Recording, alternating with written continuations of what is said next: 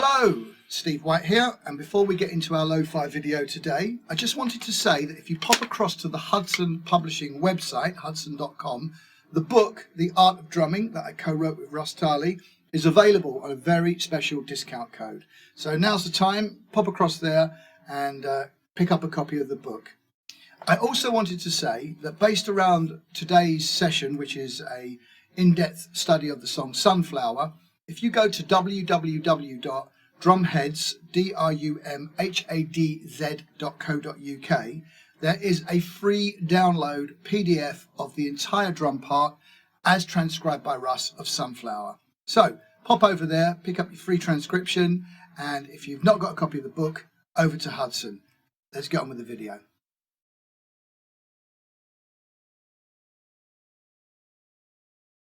Hello, it's Steve White here and welcome back to another lo-fi session. The song that I'm going to talk about today needs very little introduction.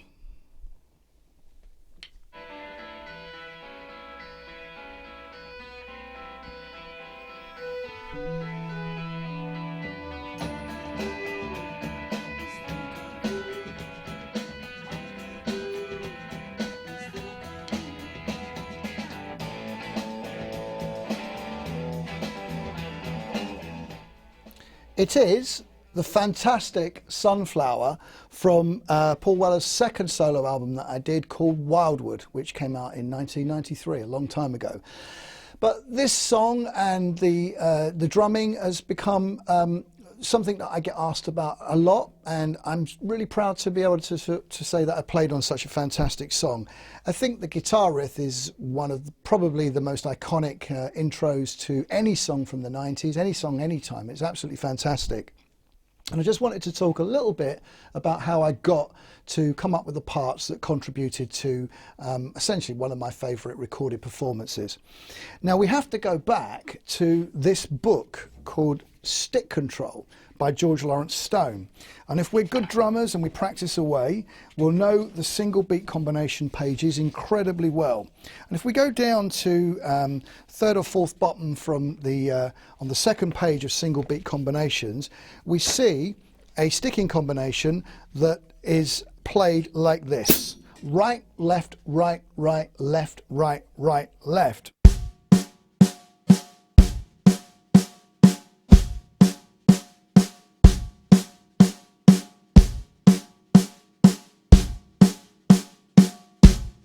So I was kind of aware and well versed in this particular pattern, and I used to use it and practice it a lot. And I can't recommend highly enough Stick Control as a book for hand conditioning and just generally keeping things in shape.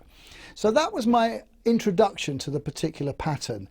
A fantastic drummer that I'm a huge fan of called David Garibaldi expanded on this idea with what became known as his King Kong beat. It was influenced by the drumming of a drummer called Pete DePoe, who played with a band called Redbone. The song Prehistoric Rhythm has a lyric that's prehistoric rhythm with a King Kong beat, and that is where I read that David gleaned the idea for this particular pattern. In some of my earlier videos, I did demonstrate this, playing it between hi-hat and snare drum and a bass drum on 1 and 3.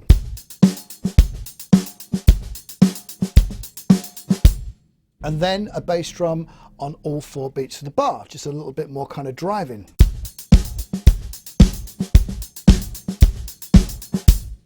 You can add in various variations, bass drum on 1 and 3 and in a kind of a rock style.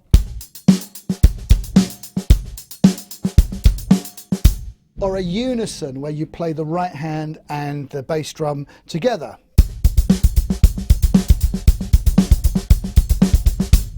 You could spice it up a little with a kind of a 3-beat clave, a New Orleans influenced clave, a Latin influenced clave.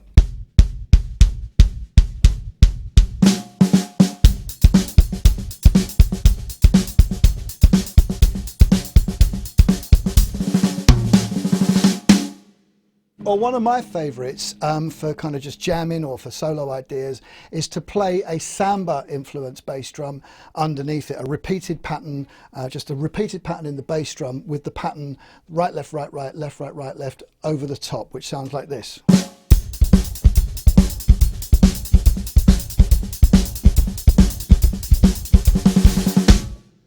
which is really nice. There are other things that you can do with it.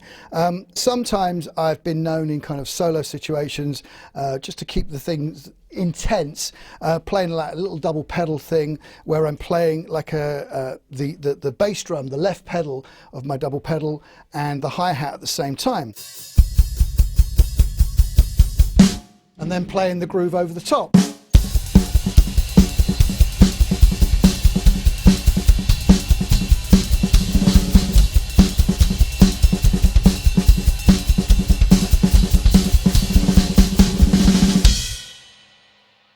Which is good fun.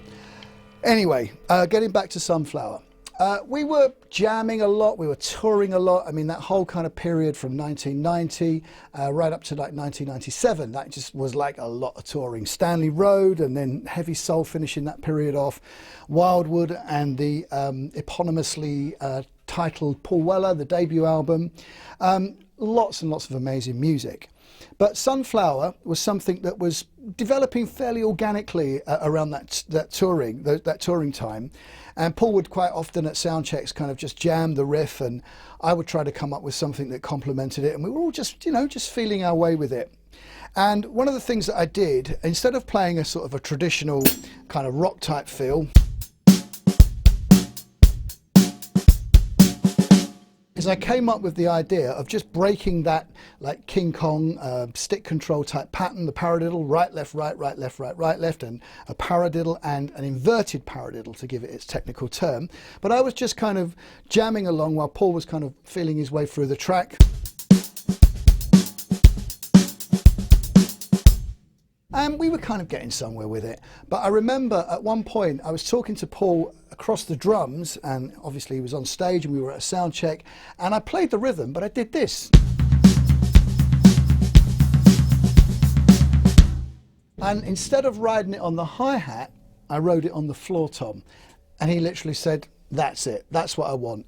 I'm going to play the intro and then just come in with the drums. So the guitar part played, 4 bars, intro, and I came in with a very solid.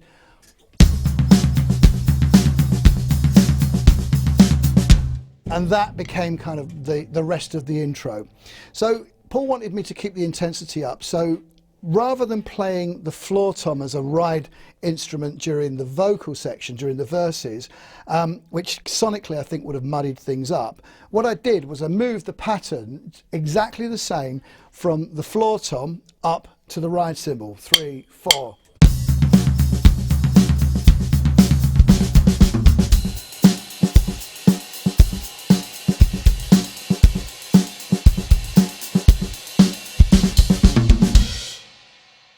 And that essentially, moving between the floor tom and the ride cymbal for verses and choruses, became the drum part, the essential kind of main groove for Sunflower.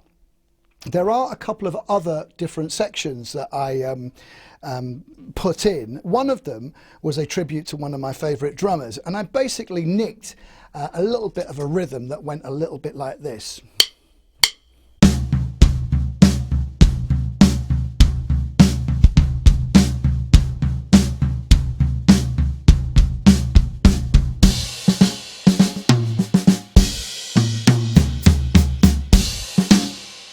A very bad solo version of Sunshine of Your Love by Cream, the great Ginger Baker being the drummer. So I took the influence of switching the snare drum around from beats 2 and 4, which is the more conventional way, to 1 and 3. 1, 2, 3, 4.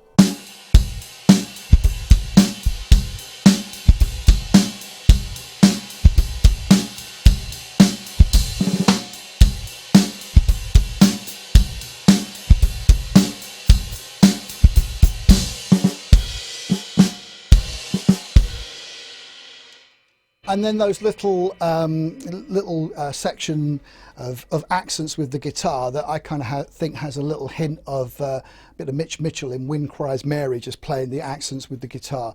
So those are the other 2 sections. Then towards the end of the song, the tension is kind of broken by the fact that the guitar intro comes back in again. And at that point, Paul said to me, just don't come in straight, just come in with one of those big FO fills. Now, FO stands for two words, which I'm sure that you can guess, but I'm not going to say it because I know that I've got younger viewers watching this. So let's just use our imaginations. Another example of an FO fill is on the song Fifth Season, which is also on the Wildwood album.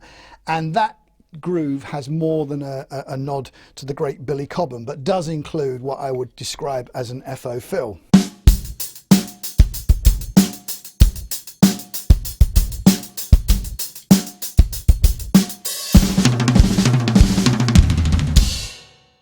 It's not great using a 24-inch ride cymbal as a crash, but good fun.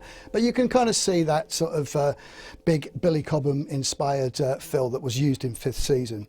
So Paul wanted something in there that kind of gave the outro a nice setup as we built towards the end of the song. And I didn't really think too hard about it. I just sort of went a little bit just with the feel of it, and the guitar came back in, and on the fourth bar of the re-intro, 1, 2, 3, 4, I did something like that, and I just kind of did it. It just came from at the back of my head, basically.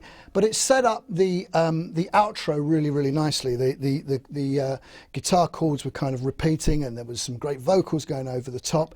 And what I wanted to do was to sort of build the whole thing. So I did my big fill, 3, 4.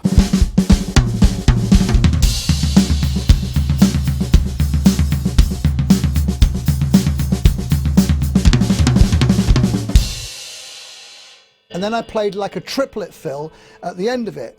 Now, the interesting thing about this triplet fill is that if I'd have done it conventionally, I would have just played the accents across the two toms,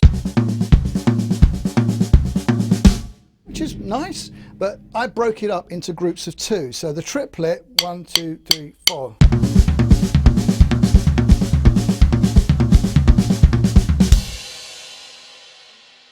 That to me was a little more interesting towards the end of the song. So I played that, and I hit a splash cymbal at the end of the little fill. I had a splash cymbal set up for some reason. I got rid of it pretty soon after that, and I've never used one since. But no disrespect, but just not for me. So the triplet fill set up the second to last chorus as it's kind of edging towards the end of the song. And again, I wanted to sort of raise the sort of tension a little bit. So I changed the bass drum pattern from a fairly sort of syncopated to literally just eighth notes on the bass drum, which I kind of think has again another sort of feel of Ginger Baker as the sort of almost pounding double bass drum thing. But I just played like unison with the hi-hat and the bass drum, and played the paradiddle pattern over the top.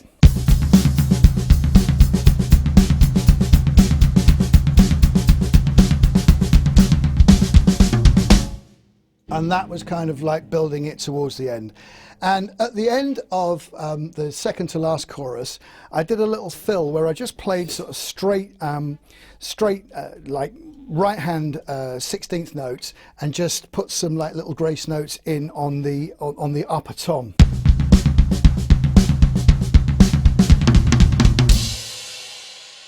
And that got to the last chorus, and basically by that point it was kind of all guns blazing down to those little guitar accents which had appeared earlier in the song as a kind of a little refrain. So it kind of went something like this.